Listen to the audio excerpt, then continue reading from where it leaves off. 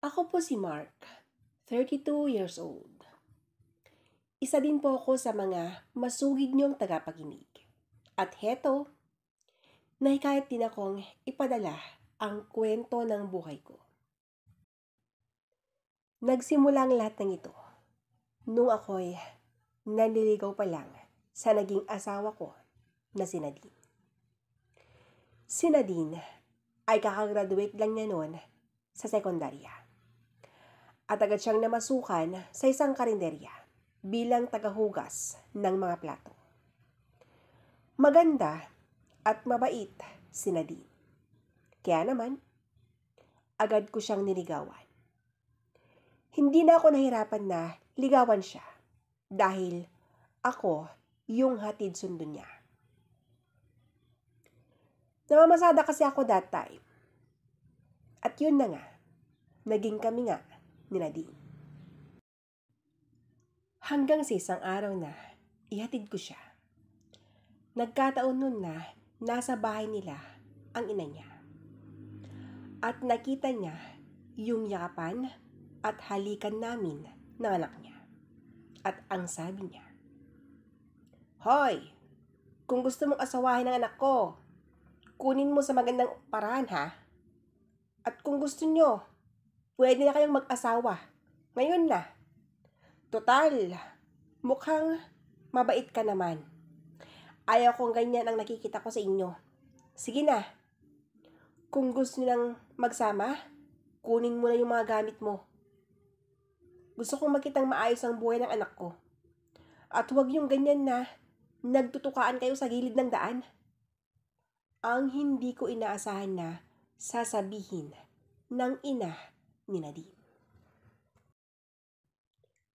"Ma, bakit ganyan ang sinasabi mo? Ayaw ko pang mag-asawa." Ang sagot ng GF ko. "Ha? Ayaw mong makipag-asawa? Pero ganyan ang ginagawa ninyo? Nakikipaghalikan ka sa gilid ng daan. Yan ba ang ayaw pang makipag-asawa? Sarap na kayong nagtutukaan dyan. Bakit? Gusto mo bang matulad ka sa akin? Gusto mo bang maranasan ang mahusgahan? Gusto mo bang mabuntis ka din at manganganak ng isang dalaga? Anak, ayaw ko nang muling maulit ang mga nangyari sa akin. Ayaw kong sumunod ka sa yapak ko.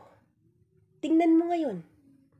Hindi ko na alam kung nasaan ang tatay mo. Dahil nung nalaman niyang buntis ako, hayun, biglang naglaho. Nawala siyang parang bula. Kaya ikaw lalaki, tawagin mo ang mga magulang mo. Pag-uusapan natin ang tungkol sa inyong dalawa na anak ko. Ayaw kong madihado ang anak ko. Ayaw kong muling maulit sa kanya ang mga nangyari sa akin. Kaya bukas na bukas, ang gusto ko, kasama mo na ang mga magulang mo." Ang sabi ng ina ni Nadine. Sa mga sinabi ng kanyang ina, kinabahan at talagang natakot ako ng sobra-sobra. Dahil hindi ko inaasahan na ganon ang gagawin niya. "Opo, makakaasa po kayo." Yan na lang ang tanging naisagot ko noon. Nung natapos na ang aming pag-uusap, agad na akong umuwi. Kinausap ko ang mga magulang ko. Si Mama ang unang nakita ko. Kaya naman, agad kong hinanap si Papa at ang sabi ko, "Ma, nasaan po si Papa? Gusto ko sana kayong kausapin." Ang sabi ko, "Oh, anak, anong nangyari sa'yo? Bakit ganyan ang itsura mo? May nabangga ka ba? May nangyari bang hindi maganda?" Ang nag-aalalang tanong ni Mama. "Ma, ganito kasi yun. Hindi ko naman inaasahan na ganon ang sasabihin ng ina ng GF ko. Alam ko na yan. ang boses ng aking ama. Nakakarating lang niya galing sa bahay ng kumpare niya. Alam mo anak, ganyan din ako nung time na may nangyari sa amin ng mama mo. Natakot ako nun. Nakikita ko sa'yo ang reaksyon ko nun. Natiklo ba kayong magkapatong ng GF mo? Ang natawang wika ni Papa. Pa, hindi pa naman kami magkapatong. Wala pang nangyari sa amin. Kaya lang, yung mama ni Nadine. Kung umasta at yung reaksyon niya, akala mo naman, nabiyak ko ng anak niya. Naghalikan at nagyakapan lang kami sa gilid ng daan. Hindi namin inaasahan na makikita kami ng ina ng GF ko. Kaya yun, ang sabi niya, pag-uusapan daw ninyo ang tungkol sa amin. Ayaw daw niyang madihado ang anak niya. Ang gusto pa niya, pupunta daw kayo bukas dun sa bahay nila. At pag-uusapan daw ninyo ang tungkol sa amin. Ang sagot ko. Yun lang ba ang gusto niya anak? Walang problema dahil naintindihan namin siya. Babae ang anak niya. Kahit sinong magulang, ganyan din ang magiging reaksyon nila. Huwag kang mag-alala anak. Bukas, pupunta tayo doon. At kung ano ang gusto niyang mangyari, yun ang masusunod. Mas maganda yung mabuting usapan kaysa magkaroon ng gulo. At dahil sa sinabi ng aking ama, natuwa ako. Wala na akong magiging problema. Kinabukasan, gaya ng sinabi ng ina ni Nadine, kasama ko na ang mga magulang ko. Nung nakarating na kami sa bahay nila, nakita kong masaya ang mukha ng ina ng GF ko. Sabay sabing, buti naman at kasama mo ng mga magulang mo. Tuloy kayo, pasok, ang sabi nito. Pumasok na nga kami sa loob ng bahay nila at naging maayos naman ang pag-uusap namin. Gaya ng sinabi ng ama ko. Hindi na kami kumontra sa ina ng GF ko. Sa madaling salita, sinunod namin kung ano yung gusto niya. Ang gusto niya kasi, magsama na kami bilang mag-asawa.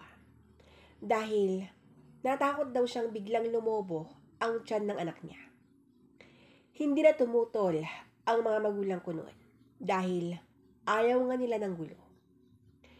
At mula nung araw na yon, doon na ako tumira sa bahay ng GF ko. Sa unang gabi pa lang namin, hindi na ako naging masaya dahil natuklasan kong hindi naman pala birhen ang naging asawa ko na si Nadine. Parang napikot lang ako. Oo, hindi na birhen ang naging asawa ko. Huli na nung nalaman ko ito. At dahil sa natuklasan ko, naging malamig na ang pagkikitungo ko sa asawa ko. Hanggang sa natuto na akong uminom. Dahil sa problemang hindi ko kayang sabihin kahit kanino. Mark, napapadalas ng pag-inom mo at madalas ka nang umuuwing wala sa oras. Bakit ka ba nagkakaganyan? Ang tanong ni Nadine. Nadine, kung ano ang napapansin mo, hayaan mo na lang ako. Gusto ko lang maglibang. Sige, matutulog na ako. Ang sagot ko. Hoy, bastos! Nasa loob ka ng bahay namin. Kaya pwede ba? Pag kinakausap kita, huwag mo akong tatalikuran. Matuto ka sanang rumespeto. Ang sigaw ni Nadine. Ganun ba yun, Nadine? Respeto ba ka mo? Bakit ikaw? Meron ka ba nun? Tanungin mo muna ang sarili mo bago mo sabihin yan sa akin. Maiwan na kita. Mag-usap na lang tayo sa mga susunod na araw. At dapat nakahanda ka sa araw na mag-uusap tayo. Dahil tiyak na hindi mo magustuhan ang sabihin ko sa'yo, ang turan ko. Iniwan ko na nga siya at nakita kong nakatayo pala ang ina niya sa di kalayuan. Mark, ano ba to?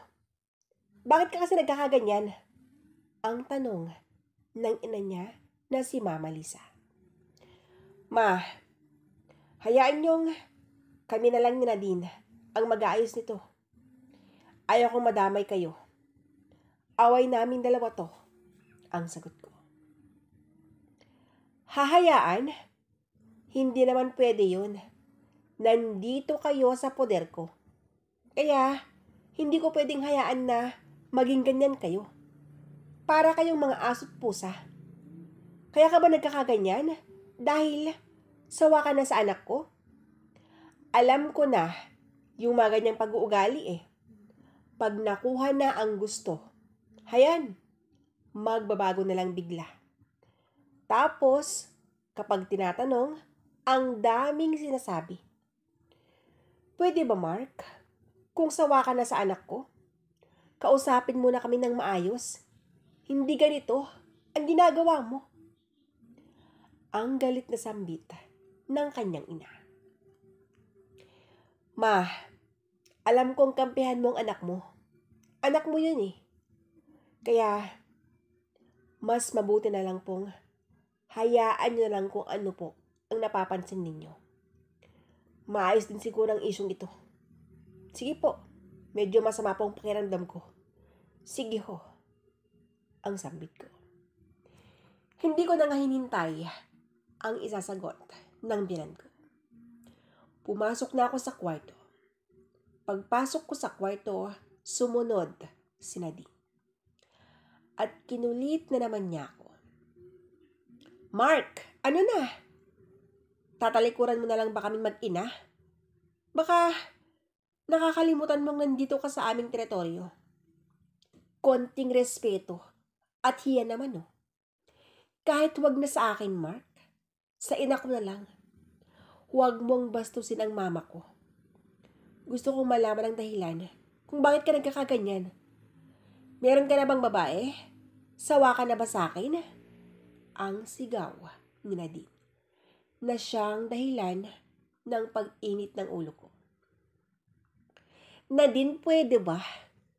Huwag mo naman sagarin ang pasensya ko. Sinabi ko na sa'yo, di ba? Mag-uusap na lang tayo sa mga susunod na araw. Bakit? Mahirap bang intindihin ang sinabi ko? Ganyan na ba kakitid ang pangunawa mo? Alam kong naiintindihan mo ang sinabi ko dahil hindi naman ibang salita yun eh. Sa pangalawang pagkakataon na hilingin ko to sa'yo, sana maintindihan mo na. Nagigiusap akong iwan mo muna ako dahil gusto kong magpahinga. Gusto kong mag-isip ng maayos. Pwede ba, Nadine? Ang turan ko. Ah, ganun ba? Gusto mong makapag-isip? Bakit? Iniisip mo ba yung babaeng ipinalit mo sa akin? Iniisip mo kung kailan mo ako iiwan? Bakit? Nakahanap ka na ba ng masigit sa akin, Mark? Ang galit na sambit nito. Pwede ba, Nadine? Huwag kang praning. Alam mo, sana nga may babae na lang ako para iwan na kita. Pero, wala eh. Hindi ako gaya ng iniisip mo, Nadine. Matanong kita. Talaga bang wala kang gustong sabihin sa akin? Wala kang aaminin? Ang sagot ko. Ewan ko sa'yo, Mark. Hindi ko alam kung bakit ka nagkakaganito. At ano naman ang aaminin ko sa'yo, aber? Ang supladang sagot nito. Sige, kung ayaw mong umamin, ako na ang magsasabi sa'yo ngayon.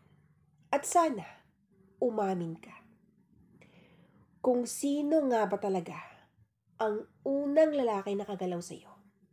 Alam mo, hindi ko inaasahan na tira-tira ka na pala ng ibang lalaki. Yung mama mo naman kasi, akala mo kung sinong umastang birhen pa ang anak niya. Yun pala, wasak na ang iniingatan niya.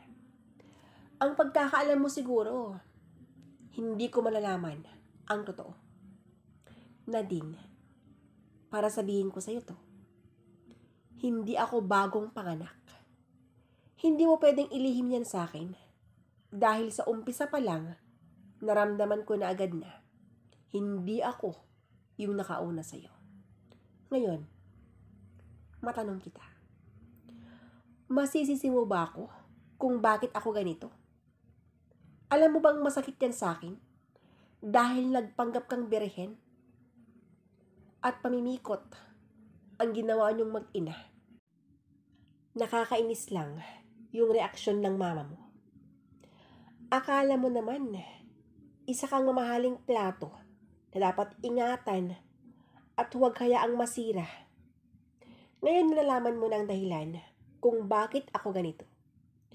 Ikaw na sana ang magsabi sa mama mo.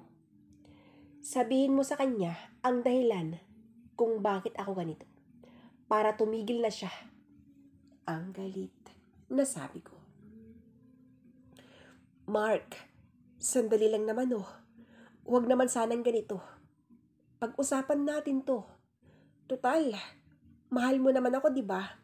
Kaya sige na, patawarin mo na ako. Di bale, yung lalaki nakauna sa akin, wala na, may asawa na siya.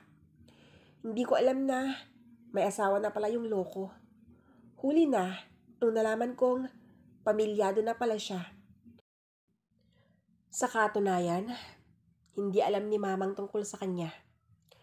Sa labas kasi ako nakipagkita. Hindi pa nakikita ni mama yun. Dahil ayaw niyang ipakilala ko siya. Mark, sorry na. Ang sagot ni Nadine. Sorry? Bakit?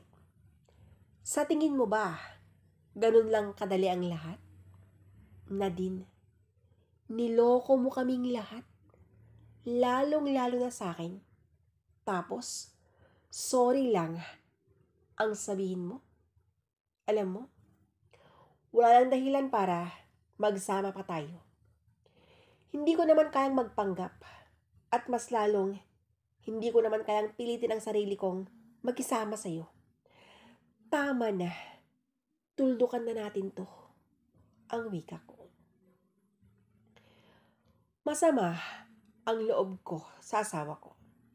Kaya, nagpasya akong pumunta muna sa tabing ilog. Ayaw kong makipagtalo pa sa kanya. Ayaw kong mas lalong lumala ang sitwasyon. Palakad-lakad ako sa tabing ilog hanggang umabot na ako ng gabi. Ayaw kong umuwi sa bahay ng mga magulang ko.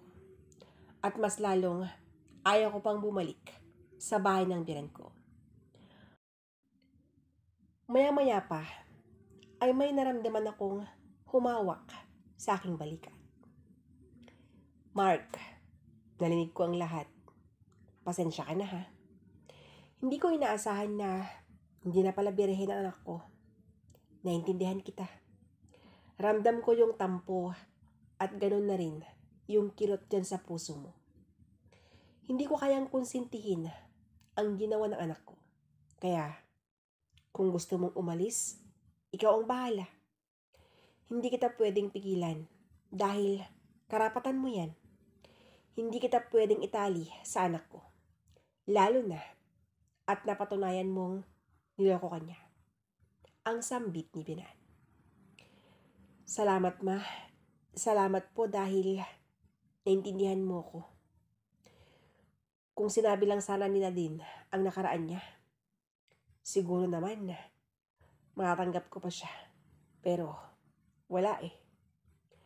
Naging kampante siya. Hinayaan niyang ako mismo ang makatuklas nun. Ang sagot ko. Sa pag-uusap namin ng binan ko, pakiramdam ko nun, gumana ang loob ko kahit papano. Sabay na nga kaming umuwi nun. At mula nung nag-usap kami, naging maayos na ang samahan namin. Samantalang, itong si Nadine, ang problema namin. Pagkalipas ng ilang buwan, kahit na naduklasan kong hindi na birhen si Nadine, nagpakasal pa rin kami. Ang alam ko kasi noon, magbabago na siya. Pero pakiramdam ko, mas lalo pang lumala ang mga ginagawa niya. Mahilig na kasi siyang gumimik. Lumabas ng gabi, nakikipagsabayan sa mga kaibigan niyang patapon yung mga buhay. Kinausap na siya ng mama niya, pero hindi pa rin nagbabago. Binabaliwala niya ang lahat. Hanggang sa ako na yung napuno. Kinausap ko na siya ng masinsinan. At ang sabi ko, Nadine, kailan ka ba magbabago? Wala ka bang planong ayusin ang buhay mo? Yung mga ginagawa ng mga kaibigan mo, yun din ba ang gusto mo? Alam na alam mong gusto kong magkaroon ng anak. Pero, paano nga ba mangyayari yun? Wala ka naman palagi. Sino pa ba ang magbibigay nun sa akin? Magbago ka na habang hindi pa huli ang lahat. Ang wika ko. Ako? Magbabago? No way, Mark. Wala sa plano ang pagbabago na sinasabi mo. For what? Para saan pa ang pagbabagong yan? Masaya ako sa ginagawa ko, ha? At sa buhay na meron ako ngayon. Ayaw ko nang ibahin ang nakasanayan ko. Ikaw, kung gusto mo nang umalis, hindi naman kita pipigilan eh. Huwag ka lang sanang makialam sa buhay na meron ako ngayon. Mas gugustuhin ko pang ikaw ang mawala kaysa yung mga kaibigan ko. Siya nga pala, may outing kami ha. Huwag mo na akong hintayin pa. Hindi ko alam kung kailan ang balik namin.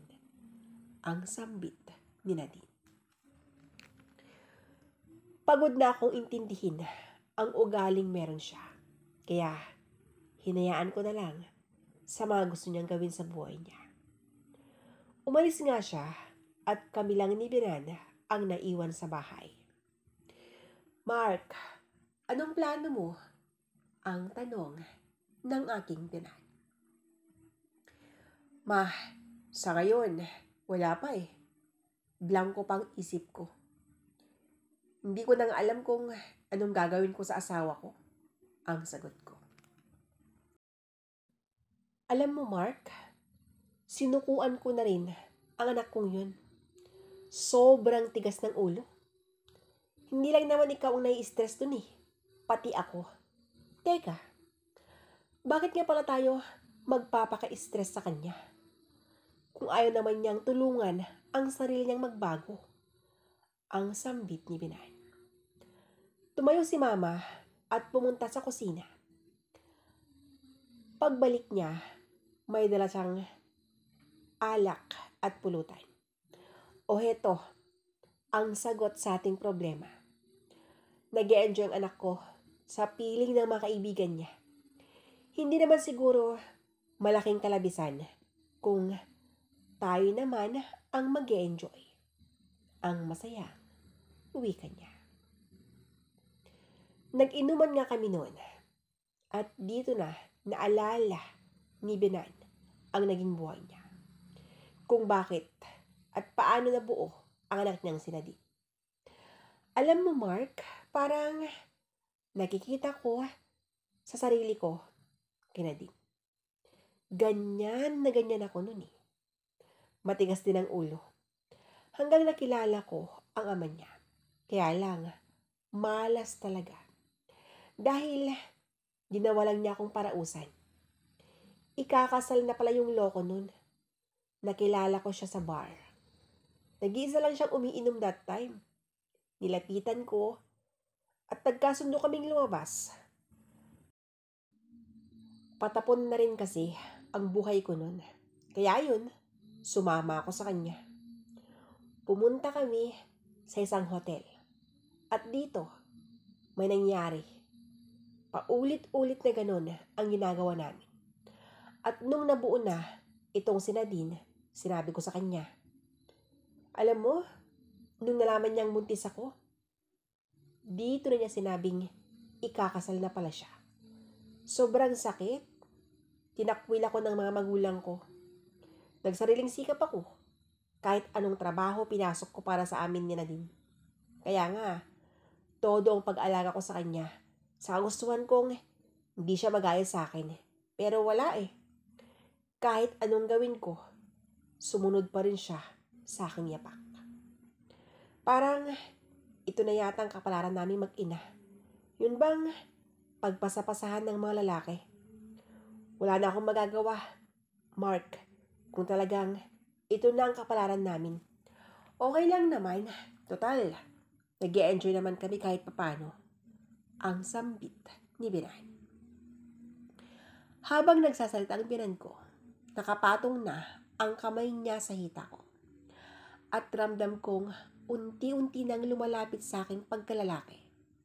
Ma, saglit lang po ang wika ko. Bakit? Saan ka ba pupunta niyan? Huwag kang umalis. Uminom tayo at magpakasaya. Ayaw mo bang maranasan ang totoong kaligayahan, Mark? Umupo ka lang at hayaan lang natin kung saan tayo aabot, ang sagot niya. Hindi na nga ako tumayo at hinayaan ko na lang siya. Maya-maya pa ay umupo na siya sa sahig. Habang ako naman nakaupo sa sofa. Ma, bakit ka umupo dyan? Ang nagtatakang tanong ko sa kanya. Lumapit siya sa akin at lumuhod na siya. Hayaan mo lang ako, ang sambit niya. Sa kagustuhan kong maranasan ang kakaibang ligaya, hinayaan ko siya. Nagtiwala kong kayang-kaya niyang ibigay yon dahil marami na siyang karanasan. Pagkalipas na nga ng ilang saglit, heto na ang Binan ko. Parang asong ulol na sa aking harapan habang nakaluhod at patuloy ang ginagawa niyang pag-urong-sulong. Grabe talaga. Halos mabaliw na ako sa ginagawa niya. Hindi ko inaasahan na magagawa niya sa akin yun. Pagkatapos ang lahat-lahat, tila ba humupa lahat yung galit sa puso ko. Ewan ko ba, bakit ganun na lang yung pakiramdam ko? Palibhasa kasi, first time ko yun. As in. Pareho naman kaming nasiyahan doon. At ilang taon din na nagpakalunod ako sa kakaibang kaligayahan na si Bianan ang nagbibigay noon. Ang buong akala ko noon, mahintay kong magbago si Nadine. Dahil hinayaan ko lang sa gusto niya. Ang gusto ko kasi, kusa siyang mababago. Yun bang ma-realize niyang mali ang mga ginagawa niya. Yun yung inaasahan ko. Pero wala talaga. Kaya nag-isip na ako ng maayos. Wala kasing mangyayari kung ibabantay ko ang sarili ko sa kanya. Kinausap ko ang Binan ko. At nagpaalam ako ng maayos sa kanya. Nagkakaedad na rin ito. Kaya kulang na rin yung ligaya na binibigay niya sa akin. Wala lang dahilan pa para manatili pa ako sa bahay na yun. Umalis na nga ako sa bahay ng Binan ko. At mas pinili ko na lang ang bumalik sa mga magulang ko. Sa ngayon, binata pa rin ako. Hindi ko na iniisip ang may pag-asawa dahil inaalagaan ko na ngayon yung mga magulang ko. Mabubuhay naman siguro ako kahit walang asawa. Ang mahalaga, naranasan ko naman kung paano lumigaya. Yun nga lang, si dating Binan ang nagbigay nun. Okay lang yun. Tanggapin ko na lang na.